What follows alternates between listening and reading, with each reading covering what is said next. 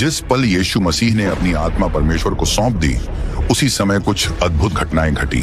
धरती हिल गई, अंधेरा छा गया और मंदिर के अंदर कुछ बहुत ही अजीब हुआ।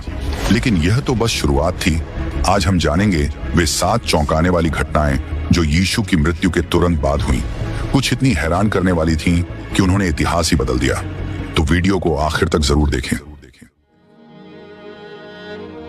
आसमान अंधेरा हो गया, धरती हिलने लगी और परमेश्वर ने कुछ खास संकेत दिखाए। आखिर क्या हुआ था? इन घटनाओं का क्या मतलब है और क्यों आज भी विद्वान इन बातों को समझने की कोशिश कर रहे हैं? तैयार हो जाइए जानने के लिए कि वे 7 घटनाएं कौन सी थीं जिन्होंने साबित किया कि यीशु मसीह की मृत्यु इतिहास का सबसे महत्वपूर्ण पल था और उस दिन के बाद सब कुछ हमेशा के लिए बदल गया। दोपहर के समय जब सूरज तेज रोशनी से चमकना चाहिए था, तब कुछ अजीब हुआ। अचानक रोशनी गायब हो गई और पूरे इलाके में घना अंधेरा छा गया। यह अंधेरा लगभग 3 घंटे तक रहा, दोपहर 12 बजे से लेकर 3 बजे तक। ठीक उसी समय जब यीशु मसीह क्रूस पर दुख झेल रहे थे। मत्ती रचित सुसमाचार इस घटना के बारे में साफ बताता है। दोपहर से लेकर 3 बजे तक पूरे देश में अंधेरा छाया रहा। लेकिन यह अंधेरा आखिर हुआ कैसे? कई लोग इसे सूर्य ग्रहण बताते हैं, लेकिन इसमें एक समस्या है। यहूदी फसह पर्व हमेशा फुल मून के समय आता है और उस समय सूर्य ग्रहण नहीं हो सकता। तो अगर यह कोई कॉमन एस्ट्रोनॉमिकल घटना नहीं थी, तो फिर यह क्या था? इसका जवाब इस घटना के आत्मिक महत्व में छिपा हो सकता है। यहूदी संस्कृति में अंधकार को अक्सर परमेश्वर के न्याय से जोड़ा जाता था। पुराने नियम में भविष्यवक्ता आमोस ने पहले ही ऐसी घटना की भविष्यवाणी की थी। उस दिन परमेश्वर ने कहा, मैं दोपहर के समय सूरज को डूबा दूंगा और दिन के उजाले में धरती को अंधेरे से ढक दूंगा। यह भविष्यवाणी और यीशु मसीह की मृत्यु के बीच का संबंध बहुत खास है। यह अंधेरा सिर्फ एक संकेत नहीं था, बल्कि यह दिखा रहा था कि पूरी मानवता के पापों का न्याय हो रहा था और उसी समय यीशु मसीह उन पापों को अपने ऊपर ले रहे थे। सोचो, अगर तुम यरूशलेम में उस दिन होते और अचानक सूरज गायब हो जाता, लोग जरूर डर गए होंगे और समझ नहीं पाए होंगे कि क्या हो रहा है। यहूदी तलमुद, जो कि यहूदी धर्म की पुरानी शिक्षाओं का एक बड़ा संग्रह है, में भी इस अजीब अंधकार का जिक्र किया गया है, जिससे पता चलता है कि यह घटना सिर्फ यीशु मसीह के चेलों ने ही नहीं, बल्कि उनके विरोधियों ने भी देखी थी। मरने से ठीक पहले यीशु मसीह जोर से चिल्लाए, हे मेरे परमेश्वर, तूने मुझे क्यों छोड़ दिया? यह शब्द भजन संहिता 22 से ले गए हैं, जो मसीह के दुखों की भविष्यवाणी करता है। परमेश्वर यह दिखा रहे थे कि यीशु मसीह ने पूरी दुनिया के पापों का बोझ अपने ऊपर ले लिया था। 3 घंटे के अंधकार के बाद कुछ और भी अद्भुत हुआ। यरूशलेम के मंदिर में एक चमत्कारी घटना घटी, जिसने वहां के याजकों को चौंका दिया। जैसे ही यीशु मसीह ने अपनी आत्मा समर्पित की, मंदिर के अंदर एक बड़ा बदलाव हुआ। वह पर्दा जो पवित्र स्थान को बाकी मंदिर से अलग करता था, ऊपर से नीचे तक खुद ही फट गया, बिना किसी इंसानी हाथ के। यह कोई साधारण पर्दा नहीं था, बल्कि यह बहुत मोटा और मजबूत कपड़े से बना था, जिसकी ऊंचाई लगभग 18 मीटर थी। इस तरफ फटने के लिए बहुत बड़ी शक्ति की जरूरत थी, जो किसी भी इंसान के बस की बात नहीं थी। बाइबल इस घटना के बारे में साफ बताती है। उसी समय मंदिर का पर्दा ऊपर से नीचे तक फट गया। यहाँ ऊपर से नीचे तक फटने की बात बहुत जरूरी है। अगर यह नीचे से ऊपर फटा होता तो लोग कह सकते थे कि किसी इंसान ने इसे फाड़ा है, लेकिन क्योंकि यह ऊपर से नीचे तक फटा, यह साफ दिखाता है कि यह परमेश्वर का काम था। इसका मतलब क्या है? पुराने नियम में मंदिर वह जगह थी जहां परमेश्वर अपने लोगों के बीच रहता था। मंदिर के बीच में एक खास जगह थी, जिसे पवित्र स्थानों का पवित्र स्थान कहा जाता था। वहां परमेश्वर की वाचा की संदूक रखी होती थी। यह जगह इतनी पवित्र थी कि वहां सिर्फ महायाजक ही जा सकता था, और वह भी साल में सिर्फ एक बार प्रायश्चित दिवस पर, जब वह लोगों के पापों के लिए बलिदान चढ़ाता था। मंदिर का पर्दा इंसानों और परमेश्वर के बीच की दूरी को दिखाता था, क्योंकि पाप के कारण लोग सीधे परमेश्वर के पास नहीं जा सकते थे। लेकिन जिस क्षण यीशु मसीह मरे, यह दूरी खत्म हो गई। मंदिर का फटा हुआ पर्दा यह दिखाता है कि अब यीशु मसीह के बलिदान के कारण हर कोई सीधे परमेश्वर के पास आ सकता है। अब लोगों के लिए किसी महायाजक की जरूरत नहीं थी जो परमेश्वर से उनके लिए विनती करे, क्योंकि यीशु मसीह खुद सच्चे और हमेशा के लिए महायाजक बन गए। इब्रानियों की किताब में लिखा है, इसलिए भाइयों, हमें अब निडर होकर परमेश्वर के पवित्र स्थान में जाने का अधिकार मिला है, यीशु मसीह के लहू के द्वारा, एक नए और जीवित मार्ग से, जो उसने हमारे लिए पर्दे यानी अपने शरीर के द्वारा खोल दिया। इसका मतलब है कि अब हम सीधे यीशु मसीह के द्वारा परमेश्वर के पास आ सकते हैं। कल्पना करो कि उस समय मंदिर में याजकों पर क्या असर हुआ होगा। वे हमेशा से यह मानते थे कि यह पर्दा ही परमेश्वर और इंसानों के बीच की दीवार है, लेकिन अचानक उनकी आंखों के सामने यह पर्दा फट गया। बलिदानों और रीति रिवाजों पर आधारित व्यवस्था अब खत्म हो रही थी, क्योंकि सबसे महान बलिदान दिया जा चुका था। यह कोई संयोग नहीं था, यह एक शक्तिशाली संकेत था कि कुछ बहुत बड़ा हो रहा था। परमेश्वर खुद बता रहे थे कि अब हर कोई सीधे उनके पास आ सकता है। लेकिन यही अकेला चमत्कारी संकेत नहीं था। जैसे ही पर्दा फटा, धरती जोर से हिलने लगी। जब यीशु मसीह ने अपनी आखिरी सांस ली, उसी समय एक भयानक भूकंप आया। बाइबल में लिखा है, धरती हिल गई और चट्टानें टूट गईं। यह सिर्फ एक साधारण भूकंप नहीं था, बल्कि एक दिव्य संकेत था जिसने सबको डरा दिया। यरूशलेम में पहले भी हल्के झटके महसूस किए गए थे, लेकिन यह भूकंप अलग था। यह ठीक उसी समय आया जब यीशु मसीह की मृत्यु हुई। यह इतना शक्तिशाली था कि चट्टानें फट गईं, शहर के कुछ हिस्से नष्ट हो गए और एक चौंकाने वाली घटना घटी। कब्रें खुल गईं। इस भूकंप का असर बहुत जोरदार था। यहां तक कि रोमी सैनिक, जो युद्ध की क्रूरता के आदी थे, इस अद्भुत घटना को देखकर डर गए। पुराने नियम में भूकंप परमेश्वर की उपस्थिति और न्याय का संकेत माना जाता था। जब परमेश्वर ने मूसा को साइनी पर्वत पर व्यवस्था दी, तो पूरा पहाड़ जोर से कांप उठा। भविष्यवक्ता नहूम ने कहा था, धरती उसकी उपस्थिति में कांप उठती है, संसार और उसमें रहने वाले सभी लोग थरथरा जाते हैं। अब जब यीशु मसीह ने अपनी जान दी, तो धरती ने फिर से परमेश्वर की इस अद्भुत घटना पर प्रतिक्रिया दी। इस भूकंप का बहुत गहरा मतलब था। यह दिखा रहा था कि पुरानी व्यवस्था खत्म हो रही थी और नई व्यवस्था शुरू हो रही थी। मंदिर, बलिदान और पुराने नियम की रस्में अब मसीह के लहू में नए वाचा से बदल दी गई थी। आत्मिक दुनिया में कुछ बहुत बड़ा हो रहा था और पूरी सृष्टि इस पर प्रतिक्रिया दे रही थी। इसके अलावा यह भूकंप दिखाता था कि यीशु मसीह की मृत्यु हार नहीं, बल्कि जीत थी। धरती सिर्फ यीशु मसीह के दुख के कारण नहीं कांपी, बल्कि यह घोषणा कर रही थी कि कुछ अद्भुत होने वाला था। 3 दिन बाद एक और भूकंप आया, इस बार यीशु मसीह के पुनरुत्थान के समय। कल्पना करो कि तुम यरूशलेम में हो। अचानक आसमान अंधेरा हो जाता है, मंदिर का पर्दा फट जाता है और जमीन हिलने लगती है। घर कांपने लगते हैं, चट्टानें टूट जाती हैं, लोग डर से इधर उधर भागने लगते हैं, हर कोई घबरा जाता है। यह घटना उन सभी के लिए यादगार बन गई, यहाँ तक कि उन धार्मिक नेताओं के लिए भी जिन्होंने यीशु मसीह को मौत की सजा दी थी। अब वे इस सच्चाई को नकार नहीं सकते थे कि कुछ अद्भुत घटित हो रहा था। लेकिन भूकंप ही अकेली अलौकिक घटना नहीं थी। उस दिन कुछ और भी ज्यादा डरावना हुआ। कब्रें खुल गईं और मरे हुए लोग फिर से जीवित हो गए। अगर अचानक अंधेरा छा जाना, मंदिर का पर्दा फट जाना और भूकंप आना पहले से ही चौंकाने वाली घटनाएं थी, तो जो इसके बाद हुआ वह और भी आश्चर्यजनक था। बाइबल बताती है कि जिस पल यीशु मसीह ने प्राण त्यागे, कब्रें खुल गईं और कई मरे हुए लोग फिर से जीवित हो गए। मत्ती रचित सुसमाचार में लिखा है, कब्रें खुल गईं और कई पवित्र लोगों के शरीर जो मर चुके थे जीवित हो उठे। वे यीशु मसीह के पुनरुत्थान के बाद कब्रों से बाहर आए और पवित्र नगर यरूशलेम में जाकर बहुत से लोगों को दिखाई दिए। यह घटना उस दिन की सबसे रहस्यमय घटनाओं में से एक थी। ये लोग कौन थे जो मरने के बाद फिर से जीवित हो गए? ये कैसे हुआ और इस अद्भुत चमत्कार का क्या मतलब था? सबसे पहले हमें समझना होगा कि ये लोग सिर्फ मरे हुए लोग नहीं थे, बल्कि पवित्र लोग थे, यानी वे लोग जिन्होंने परमेश्वर के सामने विश्वास योग्य जीवन जिया था। उनकी कब्रों का खुलना यह दिखाता है कि कुछ बहुत बड़ा हो रहा था। यीशु मसीह की मृत्यु पर उसकी जीत पहले ही दिखाई देने लगी थी, यहाँ तक कि उसके पुनरुत्थान से पहले। इन लोगों का जीवित होना मसीह की शक्ति का स्पष्ट संकेत था। यीशु मसीह ने कहा था, मैं पुनरुत्थान और जीवन हूँ, जो मुझ पर विश्वास करता है वह मरने के बाद भी जीवित रहेगा। जिस पल यीशु मसीह ने प्राण त्यागे, उसी समय यह शक्ति खुलकर दिखने लगी। लेकिन मत्ती की गवाही में एक रोचक बात है। लिखा है कि ये लोग यीशु मसीह के पुनरुत्थान के बाद कब्रों से बाहर आए। इसका मतलब यह है कि मसीह का पुनरुत्थान सबसे महत्वपूर्ण घटना थी और ये जीवित हुए लोग इसके गवाह बने। वे यरूशलेम गए और बहुत से लोगों को दिखाई दिए, जिससे यह साबित हुआ कि कुछ असाधारण हो रहा था। सोचिए, यह कितना अद्भुत था। परिवार और दोस्त उन लोगों को चलते फिरते देख रहे थे जो कई सालों से मरे हुए थे। ये देखकर लोगों में हलचल मच गई होगी। इनमें से कुछ लोग शायद याजकों और धर्मगुरुओं के जानने वाले भी रहे होंगे। इतने साफ संकेत को कोई कैसे नकार सकता था? यह संकेत बहुत गहरा था। पुराने नियम में भविष्यवक्ताओं ने कहा था कि एक दिन परमेश्वर मरे हुए लोगों को फिर से जीवित करेगा।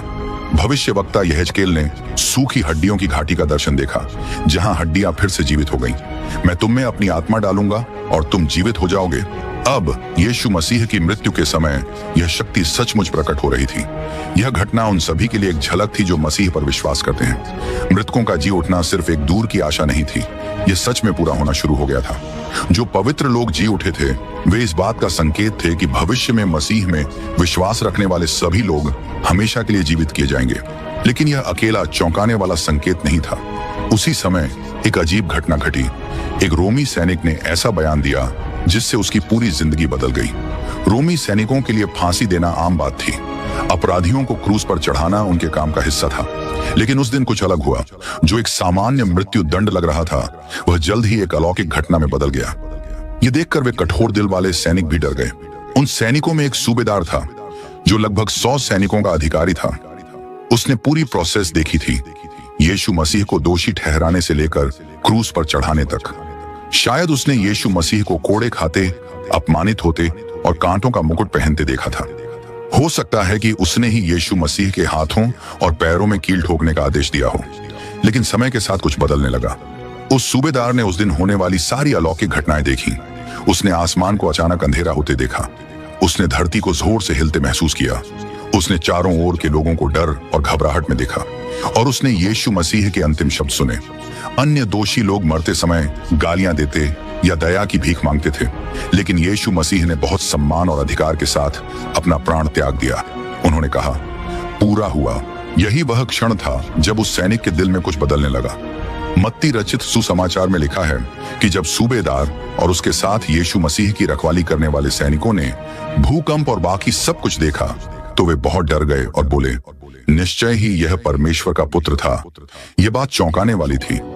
एक रोमी सैनिक जो दुनिया के सबसे शक्तिशाली साम्राज्य की सेवा कर रहा था और शायद मूर्ति पूजक देवताओं को मानता था, अचानक समझ गया कि यीशु मसीह सिर्फ एक साधारण मनुष्य नहीं थे। उसने यह नहीं कहा कि यीशु मसीह केवल एक नबी या गुरु थे, बल्कि उसने उन्हें परमेश्वर का पुत्र घोषित किया। यह पल बहुत महत्वपूर्ण था। अब तक सैनिकों ने यीशु मसीह का मजाक उड़ाया था। उन्होंने उन्हें लाल चोगा पहनाया, कांटों का मुकुट सिर पर रखा और उन्हें झूठा राजा कहकर हंसी उड़ाई। लेकिन अब जब उन्होंने सब कुछ अपनी आंखों से देखा तो उनके दिल बदल गए। सूबेदार की यह बात हमें एक बड़ी सच्चाई दिखाती है। यहाँ तक कि जो लोग यीशु मसीह को क्रूस पर चढ़ाने में शामिल थे वे भी क्षमा और उद्धार पा सकते थे। कुछ ही समय पहले यीशु मसीह ने प्रार्थना की थी, पिता इन्हें क्षमा कर क्योंकि ये नहीं जानते कि ये क्या कर रहे हैं। लूका 23:34। यह प्रार्थना तुरंत इस सैनिक के जीवन में पूरी हुई। कल्पना करो उस दृश्य को। एक रोमी सूबेदार जो लड़ाई और मौत की सजा का आदी था, अब क्रूस की ओर डर और सम्मान से देख रहा था। उसका कठोर दिल पिघल गया। उसने अपनी आंखों से देखा कि यीशु मसीह कोई साधारण अपराधी नहीं थे। वे वही थे जो उन्होंने कहा था। लेकिन यह घटना सिर्फ सैनिकों तक सीमित नहीं थी। यीशु मसीह की मौत का असर वहां मौजूद भीड़ पर भी हुआ। जो लोग उनका मजाक उड़ा रहे थे वे अब समझने लगे कि कुछ असाधारण हुआ है। उस सुबह यरूशलेम उत्सव मना रहा था। दूर दूर से आए लोग फसह का त्योहार मनाने शहर में इकट्ठा हुए थे। लेकिन इस खुशी के बीच एक और घटना हो रही थी। यीशु मसीह को क्रूस पर चढ़ाया जा रहा था। बहुत सारे लोग यह देखने के लिए इकट्ठा हुए।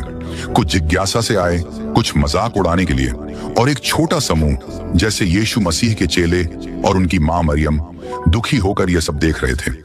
जब यीशु मसीह क्रूस पर लटके थे तो भीड़ उनका मजाक उड़ा रही थी। लोग चिल्ला रहे थे, अगर तुम परमेश्वर के पुत्र हो तो क्रूस से नीचे उतर कर दिखाओ। धार्मिक अगुवे जो यीशु मसीह को सजा दिलवाने में सफल हो चुके थे हंसते हुए बोले, इसने औरों को बचाया लेकिन खुद को नहीं बचा सकता। उनको लग रहा था कि जो आदमी मसीहा होने का दावा करता था वह अब हार चुका है। लेकिन जब चमत्कारी घटनाएं होने लगी तो लोगों का मजाक डर में बदल गया। पहले दोपहर के समय अचानक अंधेरा छा गया। फिर एक जबरदस्त भूकंप आया जिससे पूरी नगरी हिल गई। मंदिर पर असर पड़ा, पर्दे फट गए, यहाँ तक कि कब्रें भी खुल गईं। पूरा माहौल डरावना हो गया। लूका ने बताया कि जब यीशु मसीह की मृत्यु हुई तो भीड़ की प्रतिक्रिया कैसी थी। जब वहां इकट्ठी हुई भीड़ ने ये सब घटनाएं देखी तो उन्होंने अपना सीना पीटा और लौट गए। सीना पीटना गहरे दुख और पछतावे का संकेत था। जो लोग कुछ घंटे पहले उसे क्रूस पर चढ़ाओ चिल्ला रहे थे, अब डर के मारे भाग रहे थे। उन्हें एहसास हो गया कि जो हुआ वह उनकी सोच से कहीं बड़ा था। उन्हें पछतावा होने लगा, लेकिन कई लोगों के लिए बहुत देर हो चुकी थी। जिन्होंने यीशु मसीह को ठुकरा दिया था, अब समझ गए कि वह कोई साधारण उपदेशक नहीं, बल्कि परमेश्वर का पुत्र था। उन्होंने अपनी आंखों से अद्भुत चिन्ह देखे, लेकिन अब सवाल था, क्या वे इस सच्चाई को स्वीकार करेंगे? यह दृश्य बहुत भारी था। सड़कें लोगों से भरी थीं। कुछ लोग दौड़ रहे थे, कुछ रो रहे थे, और कुछ यह समझने की कोशिश कर रहे थे कि उन्होंने अभी अभी क्या देखा। कुछ धार्मिक नेताओं ने हालात संभालने की कोशिश की, लेकिन उनके मन में डर था। क्या उन्होंने यीशु मसीह को सजा देकर गलती कर दी थी? यीशु मसीह की मृत्यु से उन्हें शांति नहीं मिली, बल्कि उनका मन गिल्ट और बेचैनी से भर गया। यह पल बहुत महत्वपूर्ण था। कुछ लोगों के लिए यह सच्चे पश्चाताप की शुरुआत थी, जिससे वे बाद में मसीह में विश्वास लाए। पेंटेकोस्ट के दिन पतरस ने इसी भीड़ के सामने प्रचार किया और 3000 लोगों ने यीशु मसीह को स्वीकार कर लिया। लेकिन कुछ लोगों के लिए यह एक खोया हुआ अवसर था। इतने सारे चिन्ह देखने के बाद भी उन्होंने अपने दिल कठोर कर लिए। पर उन धार्मिक नेताओं और लोगों का क्या हुआ जिन्होंने इन चिन्हों को अनदेखा किया? उस दिन उनके फैसलों ने इतिहास की दिशा कैसे बदली? इतने अद्भुत घटनाओं के बावजूद हर कोई यह स्वीकार नहीं करना चाहता था कि वास्तव में क्या हुआ था। कुछ धार्मिक नेता, सैनिक और भीड़ के लोग अपने हृदय कठोर कर चुके थे। उन्होंने अंधेरा होते देखा, भूकंप महसूस किया, मरे हुए लोगों के फिर से जीवित होने की खबर सुनी और यह भी जाना कि मंदिर का पर्दा फट गया था। फिर भी उन्होंने इन चिन्हों को नजरअंदाज कर दिया। धार्मिक नेता जिन्होंने यीशु मसीह की मृत्यु की योजना बनाई थी, अब परेशान थे। मंदिर, जो उनकी धार्मिक शक्ति का सबसे बड़ा चिन्ह था, भूकंप से हिल गया था। इसके अलावा फटा हुआ पर्दा साफ दिखा रहा था कि कुछ हमेशा के लिए बदल चुका है। समस्या यह थी कि अगर वे इसे मान लेते तो उन्हें स्वीकार करना पड़ता कि उन्होंने परमेश्वर के पुत्र को अन्यायपूर्वक मृत्यु दिलवाई। इसलिए अपनी शक्ति और इज्जत बचाने के लिए उन्होंने एक और रास्ता चुना, सच्चाई को छिपाना। सूली पर चढ़ाए जाने के कुछ समय बाद जब पहरेदारों ने यीशु मसीह के जी उठने की खबर दी, तो महायाजकों ने सैनिकों को रिश्वत दी ताकि वे झूठ फैलाए कि यीशु मसीह का शरीर चोरी कर लिया गया था। यह दिखाता है कि वे सच्चाई को मानने के लिए कितने अड़े हुए थे। इतनी सारी गवाही होने के बाद भी उन्होंने सच को स्वीकार नहीं किया, लेकिन यीशु मसीह को न मानने के परिणाम हुए। कुछ दशकों बाद सन 70 ईस्वी में रोमी सेना ने यरूशलेम को नष्ट कर दिया। यहूदी उपासना का केंद्र मंदिर जला दिया गया और फिर कभी नहीं बना। यह दुखद घटना यीशु मसीह के शब्दों की भविष्यवाणी की पुष्टि थी। यहाँ एक पत्थर पर दूसरा नहीं रहेगा, सब गिरा दिए जाएंगे। जो धार्मिक व्यवस्था मसीहा को ठुकरा चुकी थी, वह दुखद अंत को पहुंची। जो सैनिक यीशु मसीह की मृत्यु में शामिल थे, उनके जीवन का अंत भी अलग अलग तरीके से हुआ। कुछ, जैसे कि सूबेदार, ने यीशु मसीह को परमेश्वर का पुत्र माना और शायद उनका जीवन बदल गया। लेकिन कुछ के दिल कठोर ही रहे और वे यह नहीं समझ सके कि उन्होंने इतिहास की सबसे महत्वपूर्ण घटना में भाग लिया था। और भीड़ का क्या हुआ? कुछ लोगों ने सच्चे मन से पश्चाताप किया और बाद में मसीह के अनुयायी बन गए। लेकिन कुछ लोग अपने पुराने जीवन में लौट गए और उन्होंने जो देखा था उसे भूलने का फैसला किया। इतिहास बताता है कि चमत्कार और अद्भुत घटनाएं, चाहे कितनी भी बड़ी क्यों ना हो, किसी कठोर हृदय को नहीं बदल सकती। केवल दिल का सच्चा बदलाव ही किसी व्यक्ति को यीशु मसीह को उद्धारकर्ता के रूप में पहचानने में मदद कर सकता है। उस दोपहर जो हुआ वह पूरी मानवता के लिए एक चेतावनी थी। परमेश्वर ने साफ दिखा दिया कि यीशु मसीह की मृत्यु कोई साधारण घटना नहीं थी, बल्कि यह पूरी दुनिया के लिए एक महत्वपूर्ण आत्मिक घटना थी। जिन्होंने इन संकेतों को अनदेखा किया, उन्होंने अपने जीवन का सबसे बड़ा अवसर खो दिया, परमेश्वर के पुत्र को पहचानने और उसका अनुसरण करने का अवसर। अब आखिरी सवाल यह है, आज हमारे लिए इन घटनाओं का क्या मतलब है? जो लोग सत्य को पहचाने और जो लोग उसे ठुकरा दिए, उनसे हम क्या सीख सकते हैं? अगर इस वीडियो ने आपको सोचने पर मजबूर किया, तो इसे दूसरों के साथ शेयर करें और अपनी राय कमेंट में जरूर बताएं। अगर आप उस दिन वहां होते तो आपकी क्या प्रतिक्रिया होती? देखने के लिए धन्यवाद। परमेश्वर आपको आशीष दे।